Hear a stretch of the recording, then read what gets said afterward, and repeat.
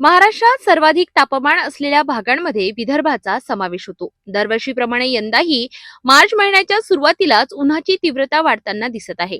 अमरावती शहरात सकाळपासूनच उन्हाची झळ जाणवू लागली असून दुपारच्या वेळी तापमान अधिक वाढत आहे। त्यामुळे शहरातील प्रमुख चौकांमधील सिग्नलवर थांबलेल्या वाहन चालकांचे आणि नागरिकांचे हाल होताना दिसत आहे।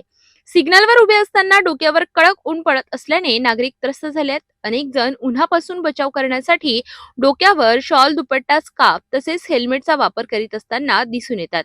विशेषतः दुचाकी चालकांना उन्हाचा सर्वाधिक त्रास होत असल्याचे दिसून येत आहे। काही नागरिकांनी डोक्यावर रुमाल बांधलेले तर काहींनी चेहरा पूर्णपणे झाकलेला दिसत आहे। मार्च महिन्याच्या सुरुवातीलाच अशी परिस्थिती असल्याने एप्रिल आणि मे महिन्यात तापमान आणखी वाढण्याची शक्यता व्यक्त केली जात आहे। दरम्यान डॉक्टरांनी नागरिकांना उन्हाळ्यात भरपूर पाणी पिणे, डोक्यावर संरक्षण ठेवणे आणि शक्यतो दुपारच्या वेळेत बाहेर जाणे टाळावे असा सल्ला दिलाय। मार्च महिन्याच्या सुरुवातीलाच अमरावतीत उन्हाची तीव्रता वाढताना दिसत आहे। त्यामुळे नागरिकांनी आरोग्याची काळजी घेत उन्हापासून स्वतःचे संरक्षण करणे गरजेचे आहे।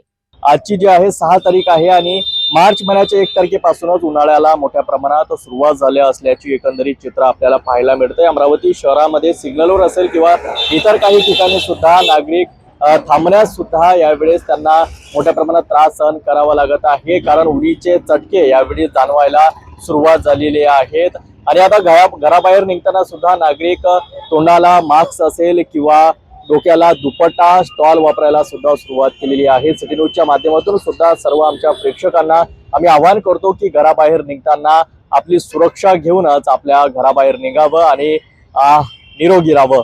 कॅमेरामन मोहन विश्वकर्मासह मी रोहित कळे, पाहत राहा सिटी न्यूज अमरावती।